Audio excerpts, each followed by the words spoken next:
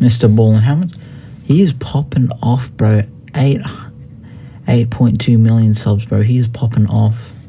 But he makes such good vids, that's why. Okay, I'm gonna turn this light off so it's extra spooky. Extra spooky.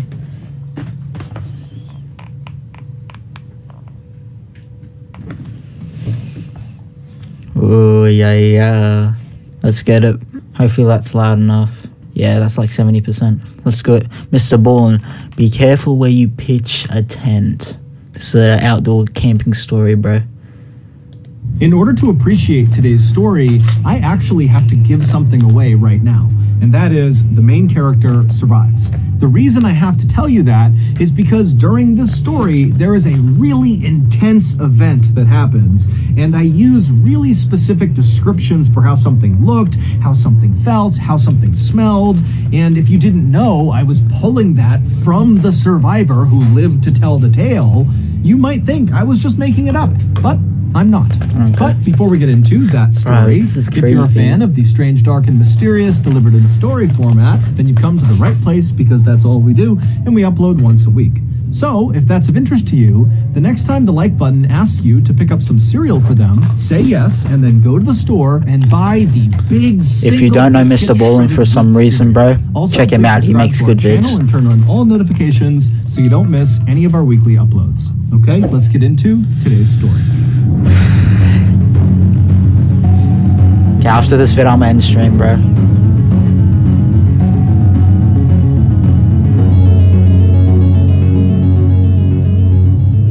On July 19, 2013, 49-year-old Matt Dyer climbed on board a tiny 19-seat Twin Otter airplane that was parked on the tarmac of the Montreal International Airport in Canada.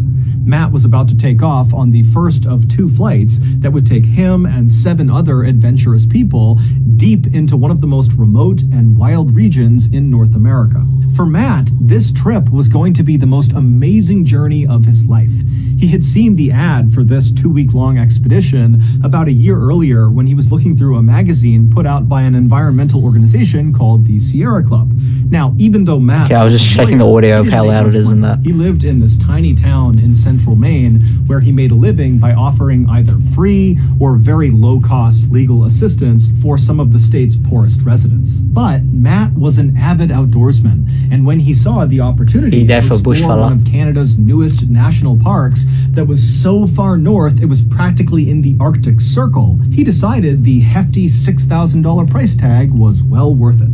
2.5 hours later, after flying over 900 miles due north away from the airport in Montreal, the Twin Otter airplane that Matt and the others were riding on touched down on a narrow gravel landing strip situated between this huge forest on a mountain. I like how he gets like the actual photos in that, bro. After climbing off the plane, why Mr. Ballin's so good. Matt and the 7 others hustled their way over to the stretch of flimsy plywood buildings that lined the runway. These buildings and this entire area they were in was not a part of this new national park they were going to. This was like their staging area to prepare and get ready before catching another flight that would bring them into the park.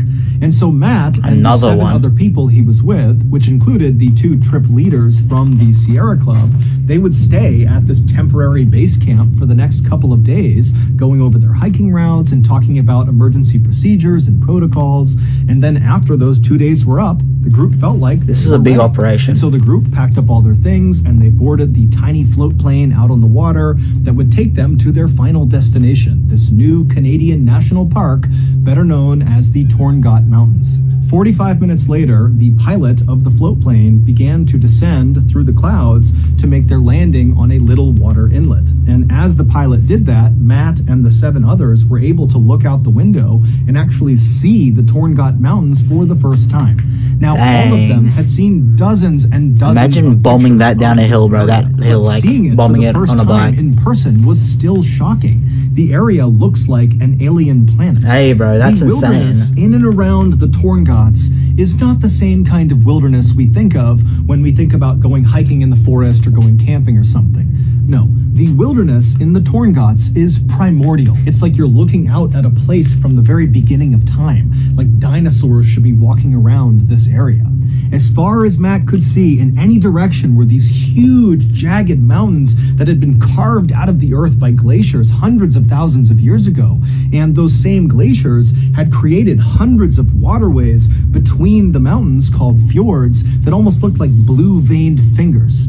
And even from high up in the plain, Matt could look down and the water of these fjords were so clear that he could see these speckled backs of brown trout swimming beneath the surface. That's fresh. But while this landscape was undoubtedly spectacularly beautiful and pristine and totally incredible, it was equal parts unwelcoming to people. There are no roads in the Torngots, there's no campsites, there's no facilities, there's no internet, there's no cell phone, and the weather is unbelievably harsh. It's freezing cold and wet most of the time, and then even when it's a little bit warm and a little bit nice there, the weather can change in an instant and become freezing cold and wet all over again. And so, as such, the handful of visitors that go into this area every year are expected to be 100% self-reliant, because this really is one of the most dangerous wild regions in the world.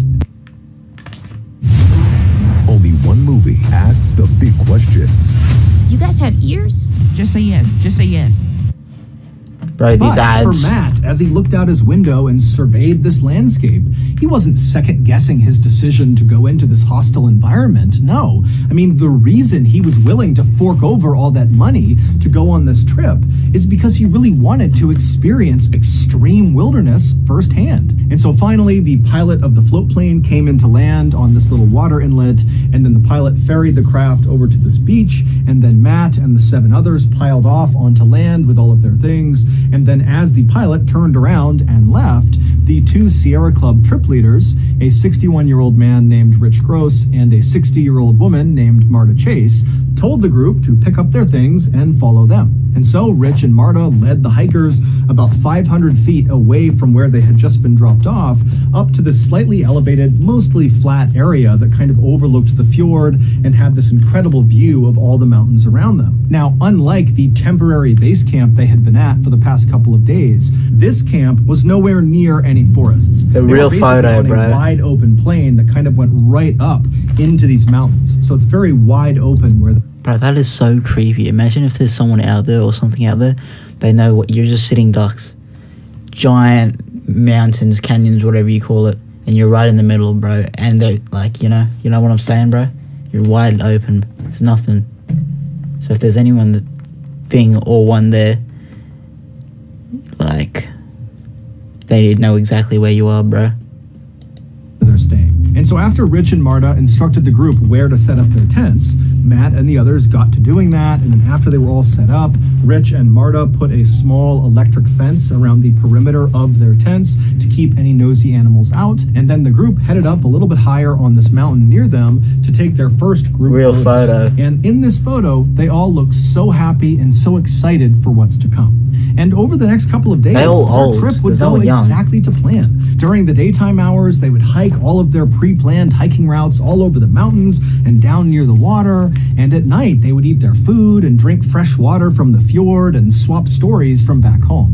But their perfect trip was about to become a nightmare.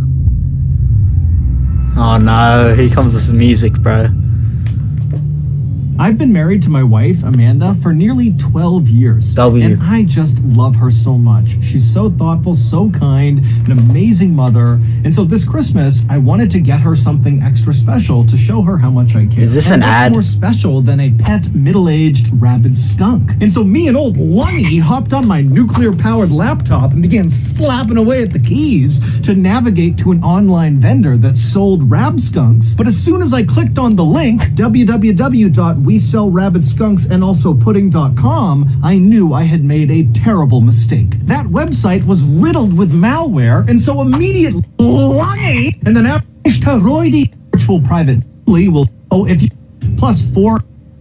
Let's get back into the story, Mr. That's Ball. NordVPN hours of Tuesday.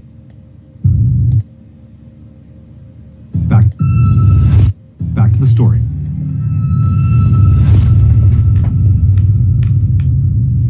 In the early evening hours of Tuesday, July 23rd, so 2 days after the group arrived in the Torngat Mountains, Matt and the others returned from one of their hikes. Now, the day had been cold and rainy, but the group was in good spirits. This was their last day at this particular camping spot. The next morning, they were going to pack up and head farther inland to their next camping spot. After Matt and the others had put their gear back inside of their tents, they came back out to see that Rich and Marta, the two trip leads, had organized a special feast for the group to celebrate the successful beginning of their trip. And so the group all sat around eating salami and crackers and drinking rum mixed with lemonade as they talked excitedly about the next couple of days and what they could expect. At some point during the festivities, Matt was tired, and so he broke away from the group. He climbed back inside of his tent, got inside of his sleeping bag, and before long, he was fast asleep. A few hours later, around 3:30. Hold on, I want to go back to Matt that. Later, around and before. So their campsite is like on the mountain, on top. Before long, he was fast asleep. A few hours later, around 3:30 in the morning, Matt suddenly woke up. He had no idea what had woken him up, and so for a second, he just lay there listening to the outside world and just kind of staring straight up. Now, the moon was out that night, so there was some illumination, and as he looked straight up at the underside of his tent, he sees this huge figure move across the side of his tent and then stop right on top of him. And then before Matt's brain could process what was happening, this huge figure began pressing down on the fabric of Matt's tent. And so he's seeing his tent collapsing in on him. Matt's not doing anything. He's not saying anything. He's just watching in horror. And then suddenly the tent rips open and these two arms reach into the tent and they grab at Matt. And Matt threw his hands up in defense and screamed out for help. And as he did that, he suddenly felt this vice-like grip on the top of his head. Bear, bro. And then before long, he was being pulled out of the hole in his tent out into the night. And as Matt is being dragged along on the ground, having no idea what's going on, he can't move. All he can hear is this crunching sound, which he would later find out was the sound of his skull and jaw breaking. And he started to smell this horrible rotten fish smell. And then he felt what felt like saliva coming over his face. And then Matt began kind of trying to look around because he couldn't really move his head. And he noticed all he could see was white fur. And it was then that Matt realized he was in the jaws of one of the world's most powerful and deadliest. A polar bear, bro. He survived. 10 feet tall on its hind legs and weighing as much as 1,700 pounds, the North American polar bear sits right on top of the Arctic food chain. And now this apex predator was dragging Matt by the skull down to the beach where Matt knew he would be eaten, even if Matt was still alive when the eating began. When the bear first ripped open Matt's tent and bit down on the top of his skull, Matt let out that scream. And Bro, if we're going into a place where we know these polar bears, bro, me and the lads gotta be strapped to the teeth, bro. We gotta be strapped. You know? Bro, that's just insane. Bro, imagine seeing that, just pushing down, rips open. Bro, you gotta be strapped. I gotta be strapped. See one of the boys. Bro, let's see what happens. And it actually woke up the entire camp. And one of the first people to emerge from their tents to see what was going on was one of the trip leaders, Marta. And so she jumps out of her tent, and just 3 feet away from her, she sees this huge polar bear on its hind legs diving into the tent to get after Matt. And so Marta instinctively yells out to Rich to get his flare gun, and she dove back into her tent to retrieve her own flare gun. But by the time she and Rich had both emerged, gun in hand, this polar bear had already dragged Matt 200 feet away from the camp. Dang, that's and fast. By this point, the other hikers in the group had also emerged from their tents, and after realizing what was going on, they just stood there, absolutely paralyzed with shock, staring at this bear dragging one of their companions down to the beach to be killed. Then, after Rich fired his flare gun generally in the direction of the bear, it kind of snapped the group out of their paralysis, and then moments later, they were all screaming and banging pots and pans to try to terrify the bear into releasing Matt from its jaws.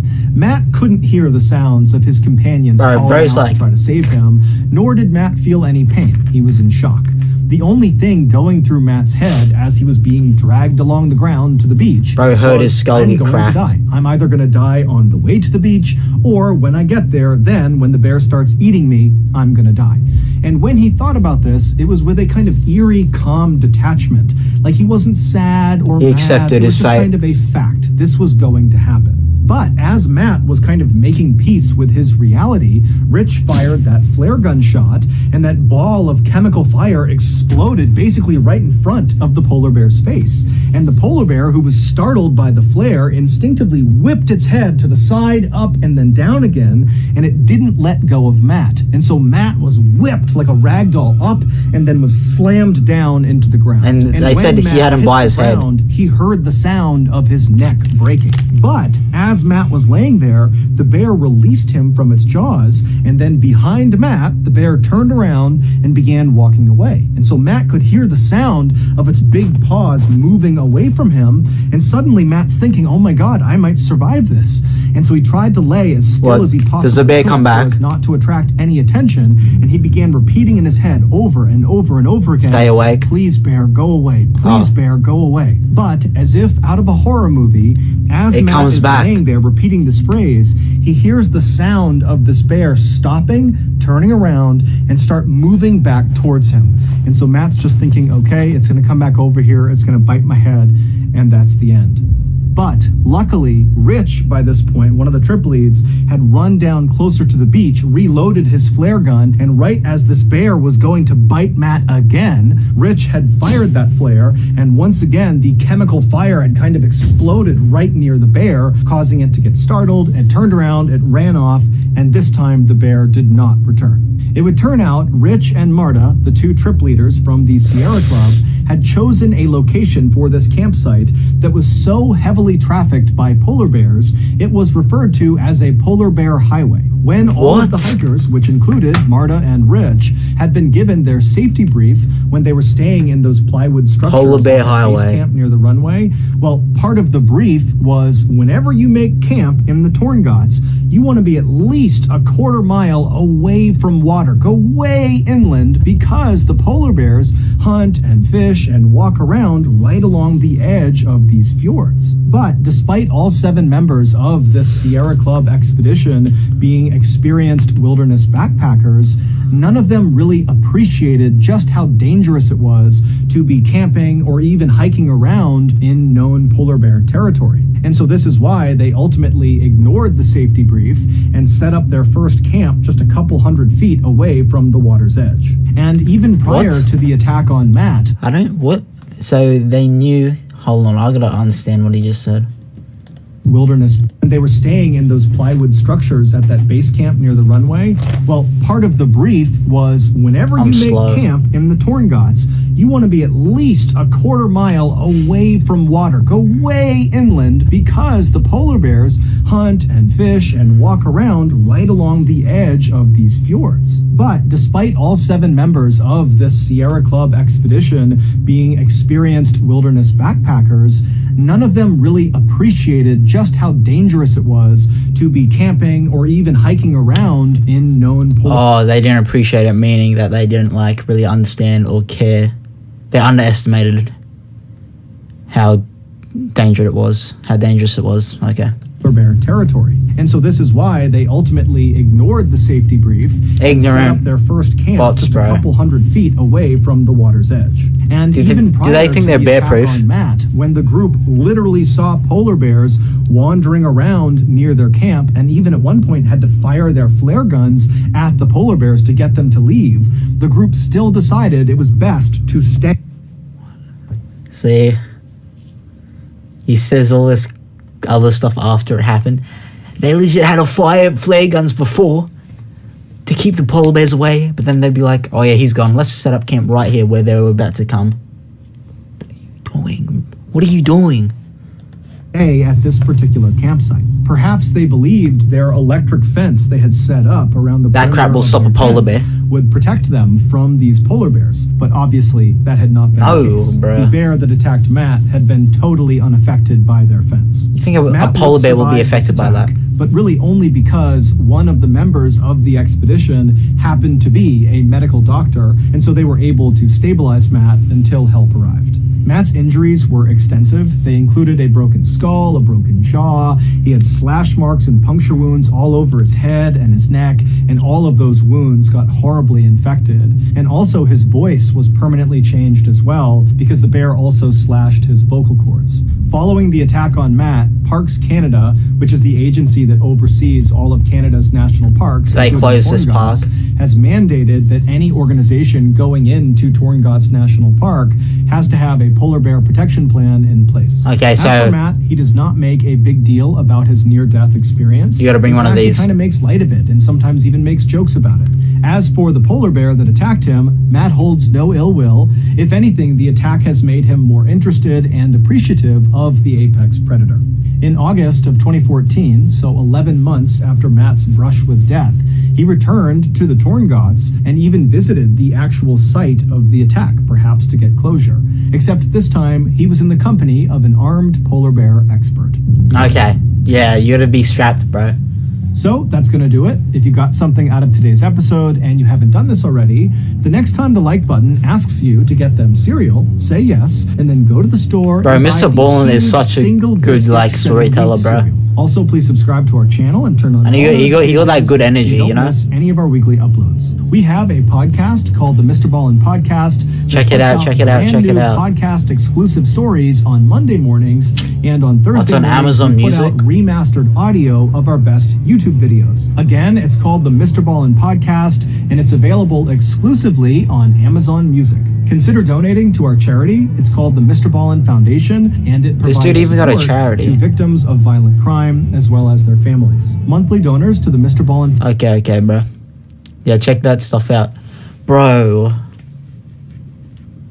That's insane. You legit knew those polar bears. You put a flimsy little fence with like 3 wires. That's what the fence is. But like he has some way creepy stories, but like, yeah. Stories like that, I don't, like, it's not that creepy for me because there's no polar bears in Australia. Unless you go to the zoo, but I ain't camping in the polar bear exhibit, bro. So it's not like it's scary.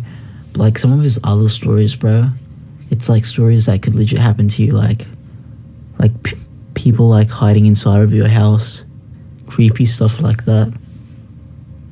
Yeah, bro. But yeah, that's the lucky thing about Australia. Australia has no big predators like that are mammals in Australia. We don't have any. The biggest one is like a dingo, and that's just like a wild dog. Like a wild dog, not like a wild wolf, a wild dog. But yeah, the biggest predator that we got to worry about is crocodiles.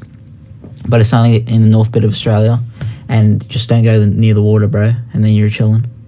And that's pretty much it. Like, we don't need to worry about bears, like big cats. We just got to worry about like mainly snakes and spiders. So yeah, but like the Americas and Canada, like the Americas, bro, so much stuff to worry about. Polar bears, black bears, mountain lions, heaps of stuff, bro. Wolves as well. That's wild. But yeah, hopefully you guys learned something from the story. And if they say there's polar bears near your place, bro, don't set up your tent near polar bears. That's the moral of the story right here. And yeah,